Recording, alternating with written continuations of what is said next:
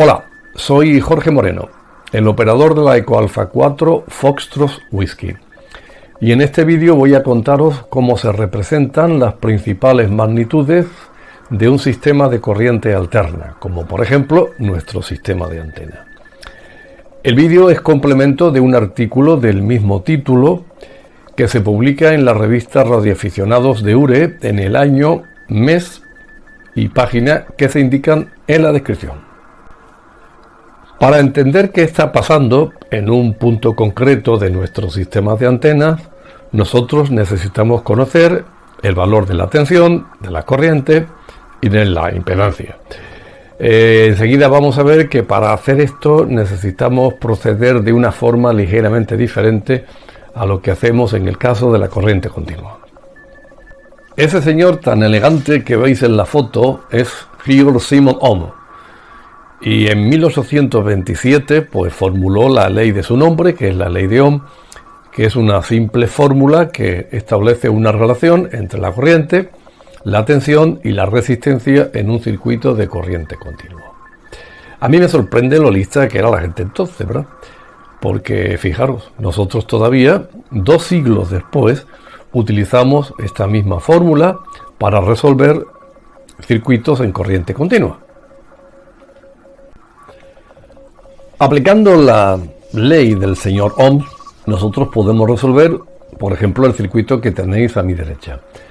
Conocida la tensión del generador y conocida el valor de las 2 resistencias que aparecen, podemos calcular las corrientes y podemos calcular las tensiones en cada una de las resistencias sin mayor dificultad, aplicando la fórmula sencilla que acabamos de ver. ¿Y por qué es tan simple el cálculo?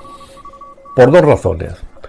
Primera razón, porque en corriente continua las tensiones, las corrientes y las resistencias son constantes en el tiempo, tal como se indica en el gráfico que aparece a mi derecha. Segunda razón, porque en corriente continua las resistencias, las tensiones y las corrientes se representan simplemente por un número, 200 voltios, 50 ohmios, 1 amperio. Lamentablemente para nosotros, nuestro sistema de antena no funciona en corriente continua, sino que funciona en corriente alterna.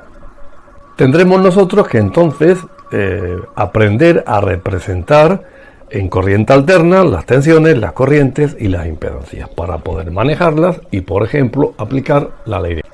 Supongamos que alguien nos regala una preciosidad como esta, un venerable HW101. Bien, pues nuestro querido HW101 es en realidad un generador de corriente alterna. Y aquí ya la cosa no es tan sencilla como en corriente continua, donde decíamos que un generador tenía 200 voltios y ya está. Bueno, aquí tenemos que decir alguna cosa más. Tenemos que decir, por ejemplo, que tiene una frecuencia de 1 MHz, que es un generador de perfil senoidal, que tiene una tensión de pico de 200 voltios y que tiene una resistencia interna de 50 ohmios. La corriente alterna es un poquito más complicada que la corriente continua. Un generador de corriente alterna es un generador cuya tensión varía con el tiempo y además varía de forma periódica. Es decir, que varía, pero siempre lo hace siguiendo unos ciclos, siempre va repitiendo lo que hace. Esta figura nos muestra cómo varía la tensión en un generador de perfil senoidal. Y en este caso, pues es un generador que tiene una forma de onda muy bonita. Sube, llega a un máximo y luego baja cada vez más rápidamente y luego lo repite. ¿Pero tienen que ser todas las corrientes alternas senoidales con esta forma de onda que veis ahí? No. Ahí veis un generador de corriente alterna que tiene una forma de onda triangular. Bueno, son triángulos lo que va describiendo la tensión. Y aquí veis otra que tiene un perfil cuadrado, ¿no? ¿Veis esos rectángulos que aparecen ahí? La tensión cambia bruscamente de un valor positivo a un valor negativo. Entonces, ¿por qué se toma el perfil senoidal como el caso típico de corriente alterna, el que se usa? Pues muy fácil, porque no tiene mala idea, mientras que los perfiles triangulares, cuadrados o cualquier otro sí que la tienen mala idea. Esta es la razón, y ya veremos qué significa esto de la mala idea, pero en otro vídeo. Aquí tenéis los parámetros de una tensión alterna. Primero, frecuencia, número de repeticiones por cada segundo. En nuestro caso, 1 megahercio, 1.000.000 de repeticiones cada segundo. Segundo, el periodo, que es el tiempo que dura cada repetición. En nuestro caso, 1 microsegundo, que es 1.000.000 de veces más pequeño que un segundo. Tercero, el valor de pico o valor máximo, que es el máximo valor que toma nuestra tensión de corriente alterna positivo. Y finalmente, el valor eficaz, que es la tensión de una supuesta corriente continua que produce la misma cantidad de calor en una resistencia que nuestra corriente alterna. Y ya está. Ya sabemos las características que definen una tensión alterna: frecuencia, periodo, valor de pico. Imaginemos ahora que queremos ver 3 tensiones alternas simultáneamente. Por ejemplo, la salida de nuestro generador, que es el transmisor, la tensión que hay en la bobina del acoplador y la tensión que hay a la salida del acoplador. ¿Qué veríamos? Pues siempre que tuviésemos un ojo y un voltímetro lo suficientemente rápido, veríamos algo parecido a lo que tenéis en la lámina. Veríamos a 3 tensiones, cada una de ellas con un valor de pico diferente y además que estarían adelantadas o retrasadas con respecto al generador. Este retraso o este adelanto es lo que se llama un desfase. Nuestro propósito es encontrar una herramienta que nos permita representar esas tensiones o esas corrientes que están desfasadas y tienen diferentes valores de pico de una manera sencilla para que, por ejemplo, podamos aplicar la ley de Ohm. Bueno, pues esa herramienta se llama un fasor.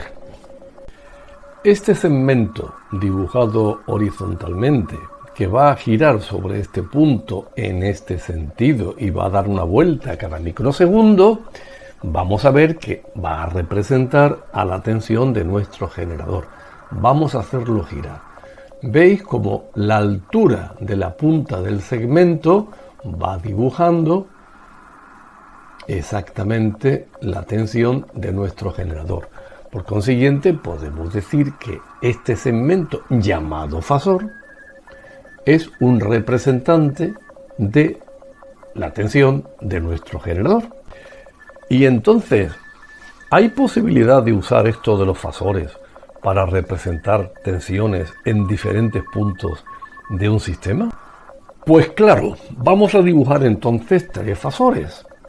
El fasor correspondiente a nuestro generador con su longitud proporcional a la tensión de pico, el fasor correspondiente a la tensión de la bobina que está adelantado respecto al generador y el fasor correspondiente a la tensión de salida que estaría atrasado.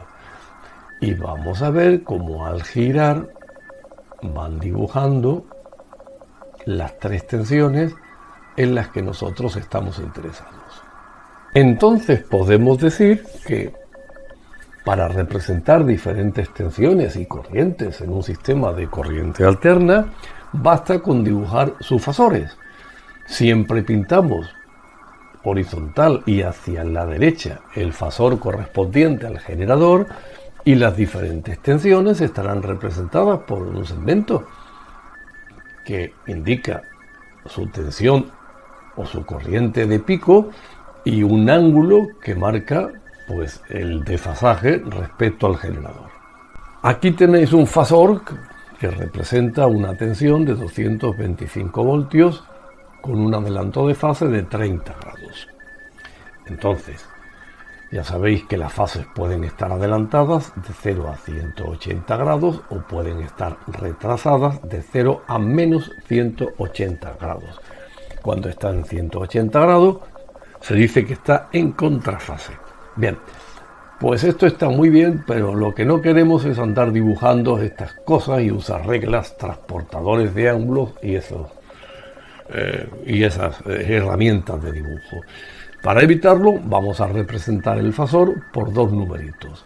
El primero se llama componente en fase y es la sombra del fasor sobre la horizontal. Y el segundo se llama componente en cuadratura y es la sombra del fasor sobre la vertical, cuadratura U. A la componente en cuadratura se le antepone una J para diferenciarla de la componente en fase. Naturalmente es muy interesante ponerle al fasor su unidad, si son voltios o si son amperios. Ya sabemos cómo se representan las tensiones y cómo se representan las corrientes, mediante fasores, y particularmente mediante su componente en fase y su componente en cuadratura. Nos falta una cosa para completar la herramienta: cómo se representan las impedancias. Pues las impedancias también se representan mediante un segmento, ¿verdad?, cuya longitud es proporcional pues a el valor total de la impedancia, en este caso 450 ohmios, que forma un ángulo con la horizontal. Para evitar tener que dibujarlos, también se representan mediante la sombra sobre la horizontal, que se llama parte resistiva, en este caso 400 ohmios, o la sombra sobre la vertical, que se llama parte reactiva. La parte reactiva va antecedida de una J y puede ser positiva o negativa. Si es positiva, se asocia a algo parecido a una bobina y se llama reactancia inductiva. Y si es negativa, se asocia a algo parecido a un condensador y se llama reactancia capacitiva.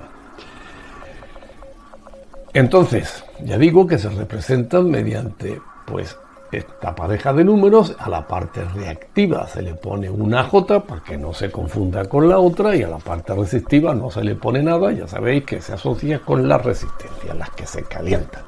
Bien, y como es natural, las impedancias se miden en ohmios y es muy conveniente ponerle su unidad. Resumen: hemos visto que en un sistema de corriente alterna, como es nuestro sistema de antena, las tensiones y las corrientes se pueden representar mediante los correspondientes fasores, que son dos numeritos. La primera se llama componente en fase, la segunda se llama componente en cuadratura y lleva una J, y se miden en voltios y en amperios. Bien, y las impedancias también se representan mediante dos numeritos. El primero se llama parte resistiva, el segundo se llama parte reactiva, y la parte reactiva también lleva una J. En el próximo vídeo aprenderemos a usar esto para aplicar la ley de Ohm en corriente alterna.